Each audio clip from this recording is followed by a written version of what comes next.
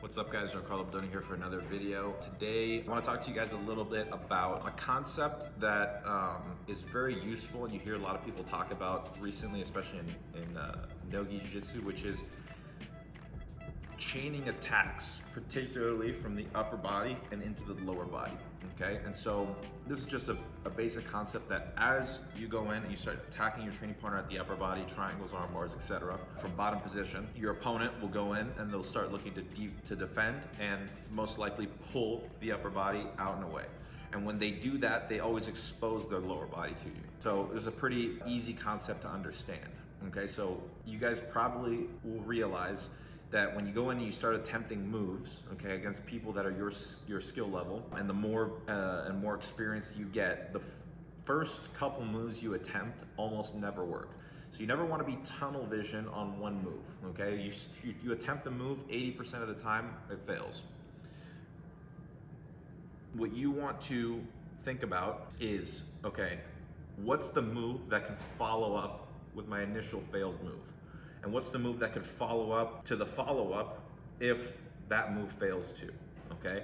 And you'll often find that when you see high-level people competing, okay, especially high-level submission attackers, that they're always attacking one submission after the other, okay? And they're oftentimes chaining submission attacks with positional attacks, okay? And so going off of this upper to lower body thing, I want to add in a third element to this, okay? What's the third chain? What happens if the lower body fails, okay?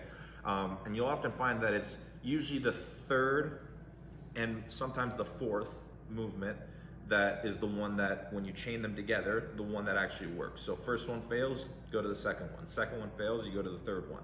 And it's usually right around the third, sometimes the fourth, and usually not much after that. You don't really see 6, 7 move chains at a high level, okay? And so I want you guys to just think in terms of, okay, I want to attempt a certain move. Maybe it's an arm bar from close guard.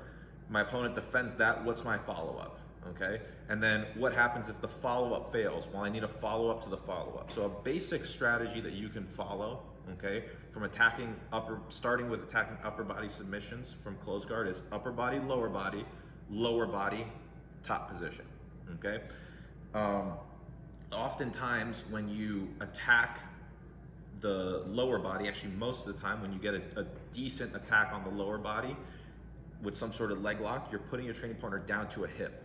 Okay, so when a person is down on their hip and they're defending a move, most of the time they're looking to get back to top position. And so in order for them to get back to top position from a hip, there's going to be some sort of scramble. You guys are both down on your hips, you're attacking his legs as a follow-up to a failed upper body attack. And so there's going to be this battle, if you can create a battle for top position, okay? And that'll often end up in one of two outcomes. Either you chaining, coming up into top position in your opponent's guard, or you getting onto your opponent's back, because as they try to get to top position, oftentimes there'll be some sort of back exposure, and you can get up not just on top, but on your training partner's back.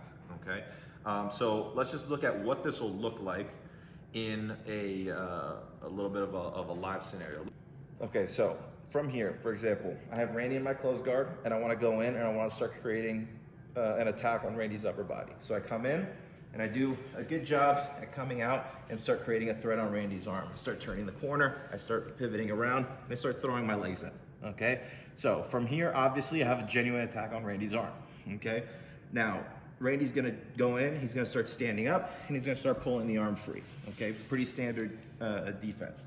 So the thought process here is, as I lose the upper body, we go in and we attack the lower body, okay? It makes a lot of sense, okay? So we have to learn how to chain these attacks together, okay?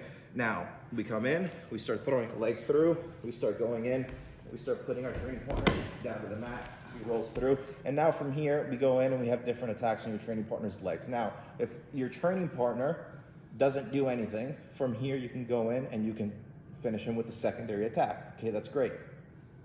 Now, most of your opponents, especially as they get more and more skilled, realize that a second attack is coming. So just as they're ready for the first attack, they're ready for the second attack.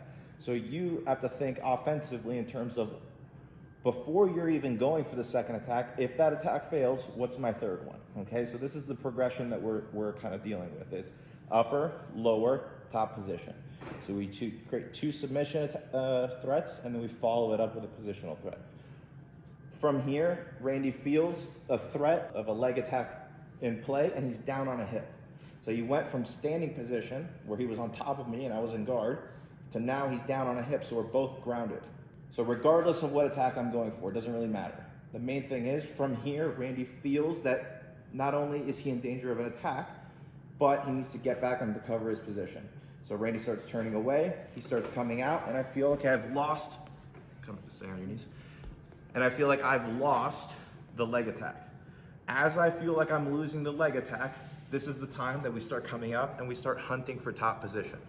So we use submission threats, okay, to put my training partner out of position, put him in danger, and as he defends the submission threat, now I chain it with my third attack, where I'm either gonna come up and I'm gonna start taking advantage of my training partner's back being turned to me, or if Randy feels that maybe he doesn't wanna have his back exposed and he sits back to guard, now from here, at least I'm on top, and now I've at least got some sort of positional gain, okay, where I started in bottom position and then I come out on top, okay? So just going a little bit further conceptually into this theme of upper and lower body, let's add an extra element to that: upper, lower, top position. So one more time, we come out. From here, maybe a different scenario. Maybe under these circumstances, I come out and I start creating a threat, okay, on Randy's arm, okay? And so from here, Randy stands up, he pulls the arm out. As he pulls the arm out, the legs become exposed to me. As the legs become exposed to me, I come out and I start creating a threat on Randy's lower body. I start putting his knee down on the floor, and from here, Randy feels a threat coming of some sort of leg attack.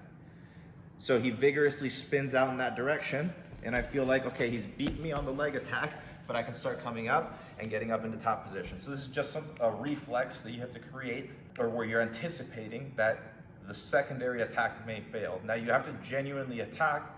You have to genuinely attack to create a genuine defensive response. But so you're actually going for the move. You're actually going for the first move. You're actually going for the second move. Your training partner does a good job at defending, and you're already anticipating what that second and third attack might be.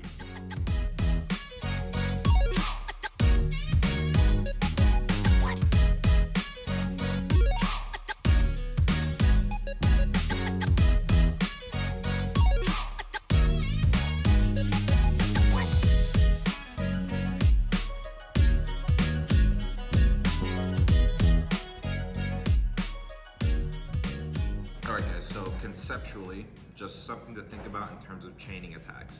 Very good protocol that you can follow. You attack the upper body, training partner pulls out and away. Many times, they're gonna leave you the lower body available, okay? Now, third follow-up that you can do add to that is, after the lower body fails, going in and chasing top position, either by back exposure or by just getting top position and then going into your passing. So at least you didn't end with nothing. You didn't just start an attack, lost, back to square one. You go in, you create a genuine threat at your opponent's upper body with some sort of upper body submission, triangles, arm bars, etc. When they go in and they defend, you create a genuine threat of the lower body with some sort of leg attack, okay? Puts them down to a hip, really forces him to start turning out and defending.